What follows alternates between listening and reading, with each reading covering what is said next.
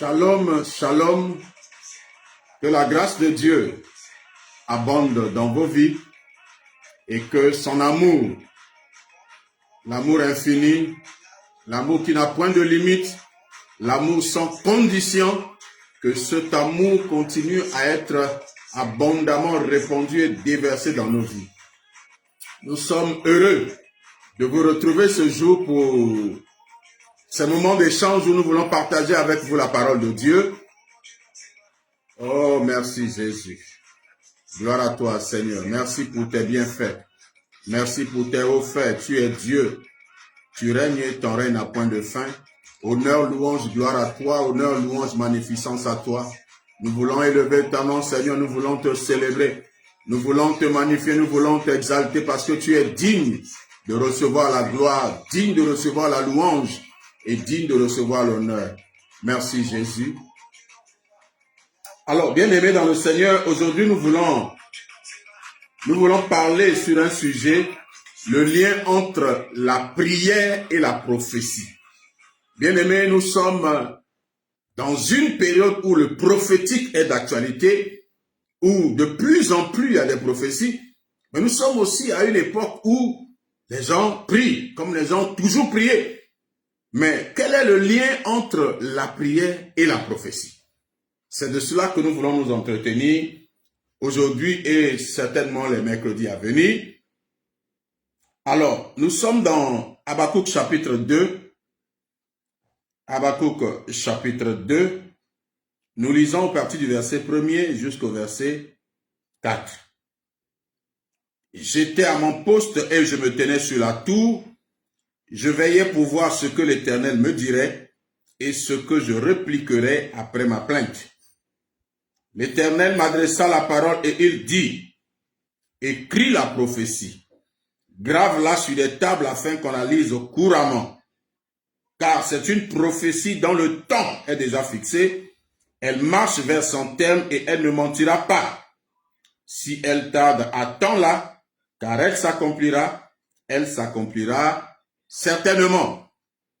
Voici son âme s'est enflée, elle n'est pas droite en lui, mais le juste vivra par sa foi. Amen. Alors donc dans ce passage, Habakkuk le prophète, après avoir entendu la voix de Dieu au chapitre 1er, où Dieu annonçait quelque chose d'inouï, quelque chose que les gens ne croiraient pas si on la racontait. Et ayant donc reçu cette parole, qui n'était pas une bonne parole pour le peuple, parce que Dieu annonçait que les Chaldéens allaient s'emparer du pays, Habakkuk dit qu'ayant entendu la voix de Dieu, donc ayant reçu une telle parole, il dit qu'il est resté à son poste et il veillait. Bien-aimé, Habakkuk a entendu la voix de Dieu et cette voix l'a poussé à veiller. Pas seulement à veiller, mais à veiller et à prier. Pourquoi prier? Nous le dirons tout à l'heure. Habakkuk dit, j'étais à mon poste, je me tenais sur la tour, j'attendais ce que l'Éternel allait me dire et ce que je répliquerais. Bien-aimé, ici, nous avons la meilleure définition de la prière. Habakkuk était à son poste, il attendait que Dieu parle et en réponse à la parole de Dieu, Habakkuk allait répliquer. Habakkuk allait parler à Dieu. Donc nous voyons là un dialogue qui s'est installé entre Habakkuk et Dieu. Et la prière est un dialogue entre l'homme et Dieu. Beaucoup de gens ont mal compris la prière et pour eux la prière c'est débiter des paroles, la prière c'est crier, la prière c'est faire du bruit, la prière c'est parler seul un monologue et à la fin on dit oui j'ai prié, je suis exaucé, amen. Bien-aimé, Dieu veut que nous puissions aller au-delà. La prière n'est pas que demande.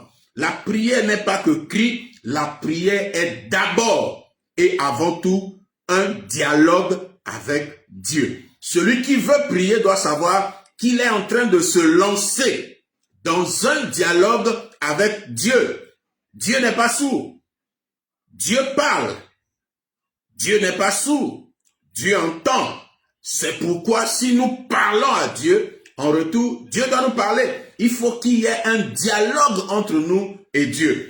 C'est ça la définition même de la prière. Bien-aimé, la prière, c'est l'homme qui va dans la présence de Dieu.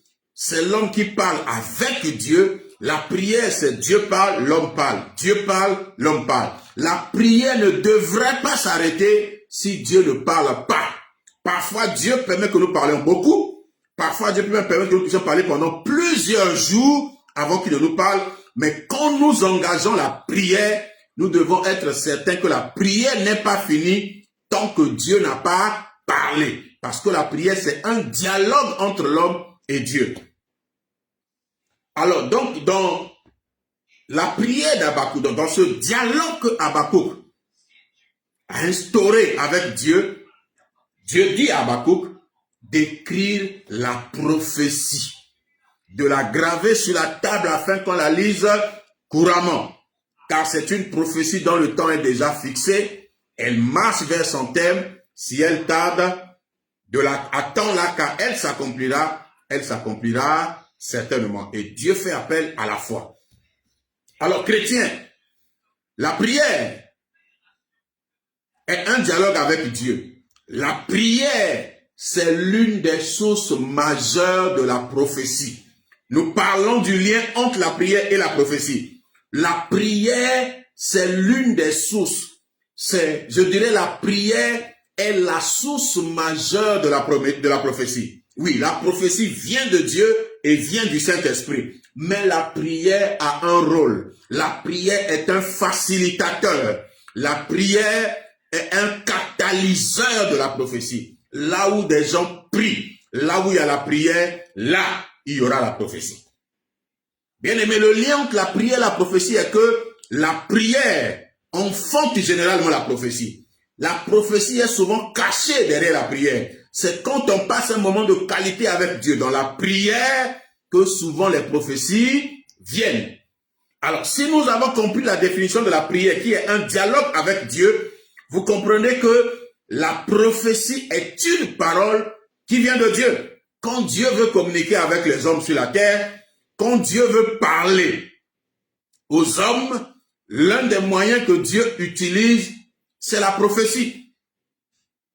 La prophétie, c'est la voix de Dieu qui se fait entendre au milieu des hommes. La prophétie, c'est quand Dieu veut faire connaître ses desseins, quand Dieu veut faire connaître ses projets, quand Dieu veut faire connaître sa volonté sur la terre, Dieu passe par un moyen qu'on appelle la prophétie.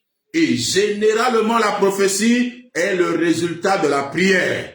Généralement, la prophétie découle de là où les gens ont prié. Bien aimé, si nous prions, nous aurons la prophétie. Si nous prions, nous aurons la facilité à prophétiser. Si nous prions, nous allons transmettre ou recevoir des messages divins par le moyen qu'on appelle la prophétie. Chrétien, comprends qu'il y a un lien étroit entre la prière et la prophétie. Dans ce temps de la fin, dans ces derniers jours, la prière marche avec la prophétie. Dans ces derniers jours, la prophétie marche avec la prière. Ceux qui prophétisent ne sont pas des hommes extraordinaires. Beaucoup d'entre eux ont compris l'importance de la prière. La prière engendre la prophétie. Parmi les bienfaits de la prière, il n'y a que là où les gens prient, la prophétie est enfantée. Alors, je veux aller avec les Écritures, puisque nous sommes à un temps d'enseignement. Nous devons démontrer, nous devons corroborer ce que nous disons avec les Saintes Écritures. Alors, je suis dans 2 Chroniques chapitre 20, un exemple classique de la prière qui a engendré la prophétie. 2 Chroniques chapitre 20,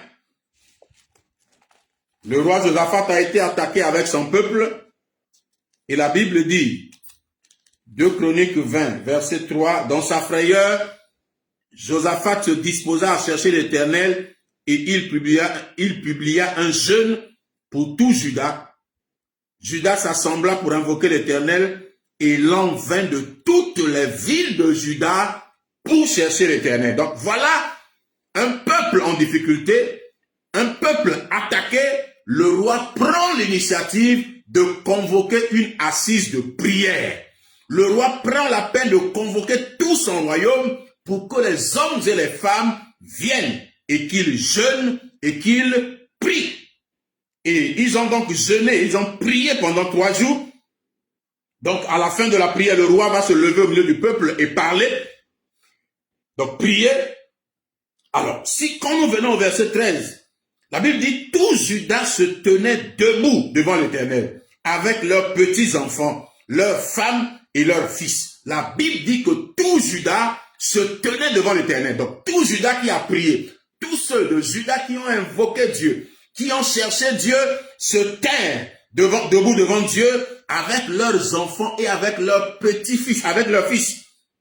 Alors, la Bible dit au verset 14, alors l'Esprit de l'Éternel saisit au milieu de l'assemblée Jacaziel, fils de Zacharie, fils de Benaja, fils de Jéhiel, Lévi, donc les fils d'Asaph, et Jacaziel dit, soyez attentifs tous Juda et habitants de Jérusalem, et toi, roi Josaphat, ainsi vous parle l'Éternel, ne craignez point et ne vous effrayez point devant cette multitude nombreuse, car ce ne sera pas vous qui combattrez, ce sera Dieu. Voilà la prophétie. Le peuple a prié, le peuple a jeûné, et en réponse à leur prière, Dieu envoie la parole prophétique. Dieu envoie la prophétie par la bouche de Jacaziel. Et la Bible dit que l'Esprit de l'Éternel saisit au milieu de l'assemblée Jacaziel. Puisque le peuple qui a prié avait droit d'entendre la voix de Dieu, le peuple qui a prié avait donc besoin de la prophétie. L'Esprit de Dieu va saisir un homme au milieu du peuple qui sera le canal par lequel Dieu va transmettre son message à son peuple.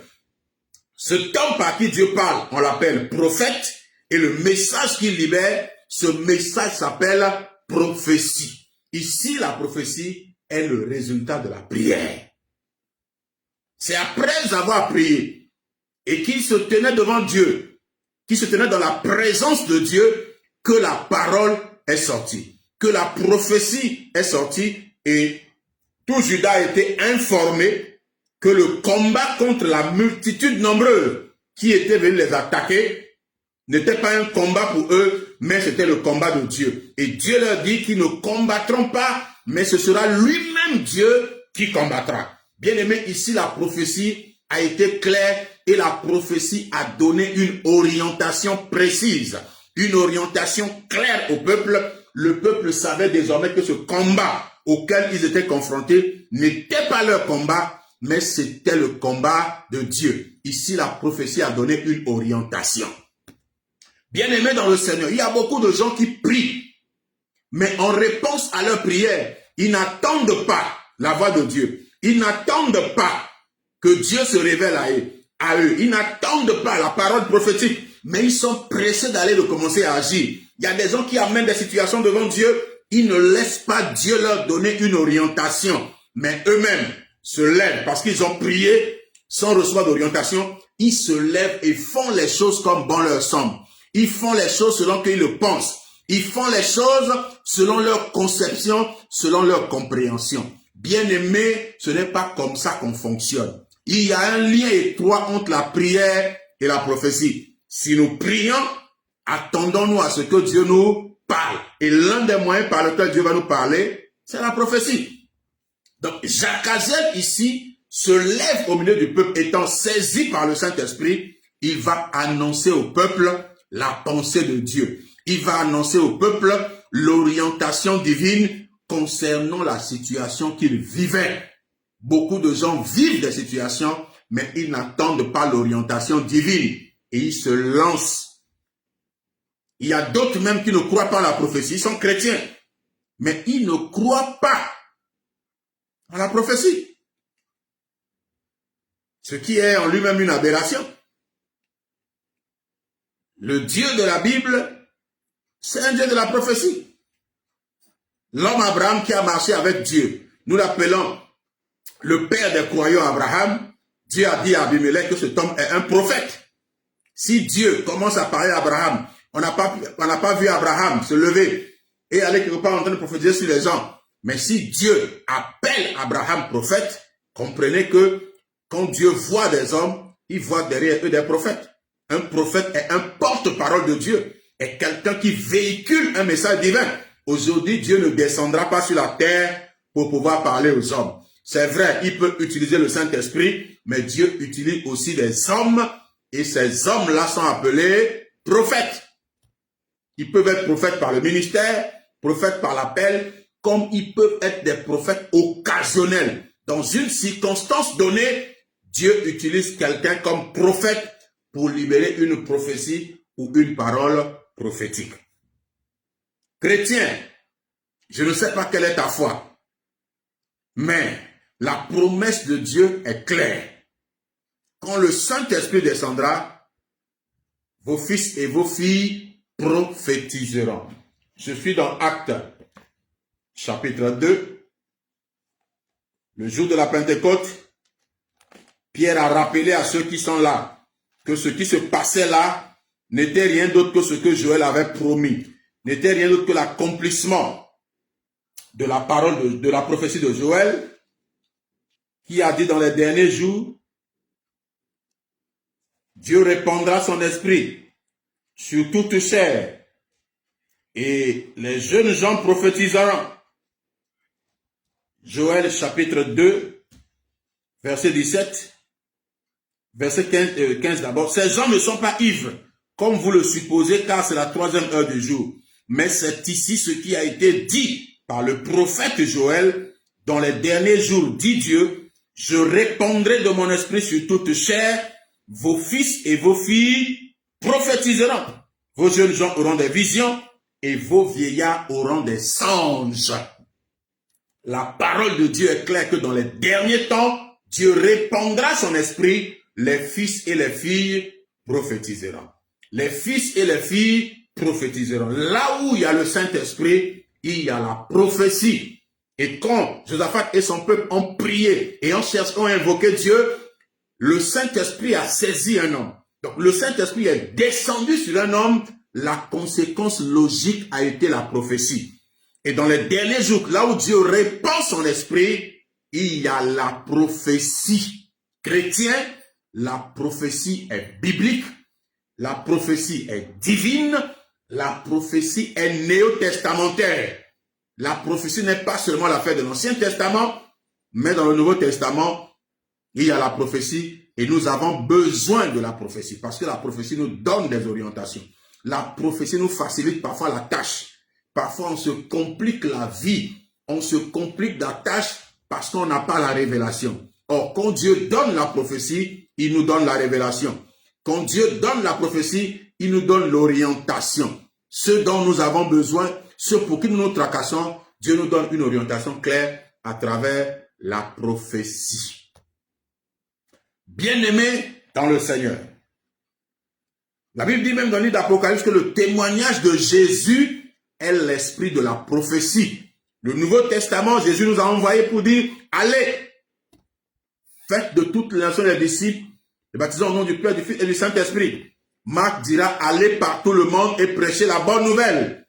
Bien-aimé, prêcher la bonne nouvelle en lui-même, c'est déjà l'esprit de la prophétie. Le témoignage de Jésus, là où on parle de Jésus, là où on prononce le nom de Jésus, il y a l'esprit de la prophétie qui y est répandu. La prophétie est biblique, la prophétie est divine, la prophétie est néo-testamentaire. C'est de l'ordre du Nouveau Testament. Il ne faudra pas que nous le perdions de vue. C'est pourquoi nous devons prier, pas pour la forme, prier, pas pour montrer aux hommes que nous savons prier, mais nous devons prier jusqu'à ce que Dieu nous parle. Nous devons prier jusqu'à ce que une parole sorte du trône et que cette parole vienne vers nous. Cette parole nous donnera des orientations. Cette parole va nous encadrer, va nous permettre de marcher dans le cadre défini par Dieu. Parfois, on sort du cadre parce qu'on n'a pas la révélation, parce qu'on n'a pas entendu Dieu.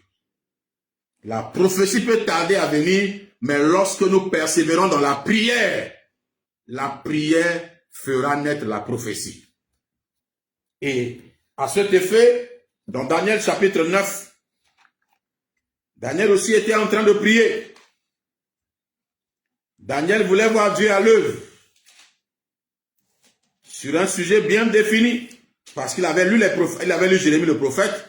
Il y avait un temps qui a été fixé pour que le peuple de Juda puisse retourner à Jérusalem. Et Daniel va prier. Daniel 9.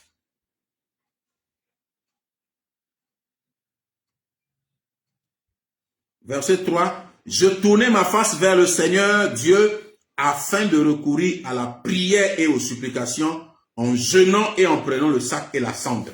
Donc Daniel a pris la résolution de jeûner, de prier, et dans sa prière, il va prier, mais au verset 20, la Bible dit, je parlais encore, je priais, je confessais mon péché, le péché de mon peuple d'Israël, et je présentais mes supplications à l'Éternel mon Dieu en faveur de la sainte montagne de mon Dieu. Je parlais encore dans la prière, dans ma prière, quand l'homme Gabriel que j'avais vu précédemment dans une vision s'approcha de moi d'un vol rapide au moment de l'offrande du soir. Il m'instruisit et s'entretint avec moi. Il me dit, Daniel, je suis venu maintenant pour ouvrir ton intelligence. Lorsque tu as commencé à prier, la parole est sortie et je viens pour te l'annoncer, car tu es un bien-aimé, sois attentif à la parole et comprends la vision. Donc l'ange Gabriel vient vers Daniel et lui dit, quand Daniel a commencé à prier, il dit, quand tu as commencé à prier, la parole est sortie. Cette parole est une parole prophétique. Il a fallu que Daniel commence à prier pour que du trône de Dieu, une parole sorte. Le lien entre la prière et la prophétie. Daniel a prié, la parole est sortie. La prophétie est sortie. Aujourd'hui, beaucoup de gens ont du mal à croire en la prophétie parce qu'ils n'ont pas développé une certaine intimité avec Dieu qui va les conduire à la prophétie. Ils n'ont pas développé une certaine intimité avec Dieu et cette parole va amener Dieu à leur révéler ce qui est caché. Daniel a prié et l'ange Gabriel lui dit, la parole est sortie. Bien-aimé, quelle parole est sortie pour toi? Toi qui pries, est-ce que tu as entendu la parole qui est sortie? Toi qui pries, toi qui jeûnes, est-ce que tu as entendu la voix de Dieu? Est-ce que tu as entendu la voix prophétique? Est-ce que tu as reçu une parole qui vient du trône de Dieu, une parole qui vient répondre à ta préoccupation, répondre à ta prière? C'est ce dont nous avons tous besoin. Nous devons prier jusqu'à ce que la parole sorte. Bien aimé, il y a un lien étroit entre la parole et la prophétie. Chrétien, comprends que la prophétie, ce n'est pas de la magie, ce n'est pas de la sorcellerie. La prophétie est biblique, la prophétie est divine, la prophétie est néo-testamentaire. C'est pourquoi nous devons prier jusqu'à ce que la parole de Dieu se fasse entendre. Nous devons prier jusqu'à ce que la prophétie vienne. Sinon, nous aurons prié, peut-être proche du but, mais nous n'aurons pas atteint le but. Là où les gens prient véritablement, Dieu parle. Souvenez-vous du roi Ézéchias, à qui Dieu a dit de donner des ordres à sa maison car il mourra. La Bible dit qu'il se tourna la face contre le mur et il implora Dieu. Il a prié et le Dieu parla à Isaïe en lui disant, retourne vers Ézéchias et dis-lui qu'il ne mourra pas, je lui ajoute 15 années. Point n'est besoin de parler encore d'Isaïe qui était un prophète de précision. Isaïe a donné des précisions claires sur le Messie et ses prophéties se sont réalisées. Donc le prophète Isaïe est allé libérer un message, mais celui qui a reçu le message a prié. Ézéchias a prié. Et en réponse à sa prière, Dieu envoie le prophète avec une parole. Quand le prophète vient avec une parole, Cette parole s'appelle une prophétie. Ézéchias est venu avec la parole prophétique pour dire à Isaïe, oui, Dieu a entendu tes pleurs, Dieu a entendu ta prière, il a vu tes pleurs, tes larmes, il t'ajoute 15 années. La prophétie est sortie après que Ézéchias ait prié.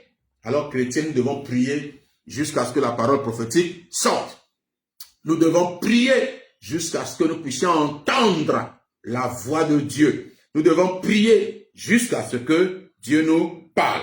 Voilà pourquoi il est aussi recommandé parfois de prier avec certaines personnes qui ont la capacité prophétique, qui ont la capacité en priant de recevoir de Dieu une parole, qui ont la capacité en priant de recevoir de Dieu une image, quelque chose qui est en rapport avec ce pourquoi vous avez prié. Nous en reparlerons longuement parce que quand on parle de prophétie, ce n'est pas seulement la parole qui sort, mais la prophétie peut être une image, ça peut être une vision, et c'est en cela qu'il y a plusieurs types de prophètes. Nous en reparlerons par la suite, mais aujourd'hui nous voulons montrer le lien qui existe, le lien étroit entre la prière et la prophétie. Le raccourci à la prophétie peut être la prière.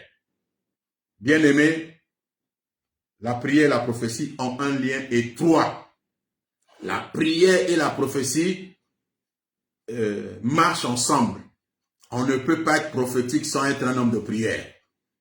On ne peut pas être prophète sans être un homme de prière.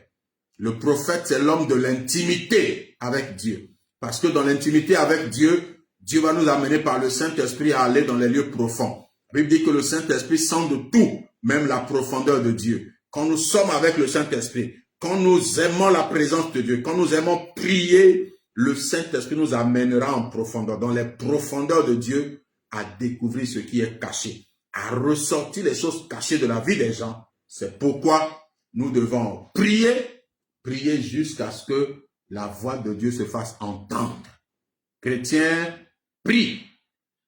Mon frère, prie. Ma sœur, prie. Prie et ne te relâche pas. Prie et prie encore et toujours, jusqu'à ce que tes yeux s'ouvrent, jusqu'à ce que la voix prophétique se fasse entendre. Que Dieu vous bénisse.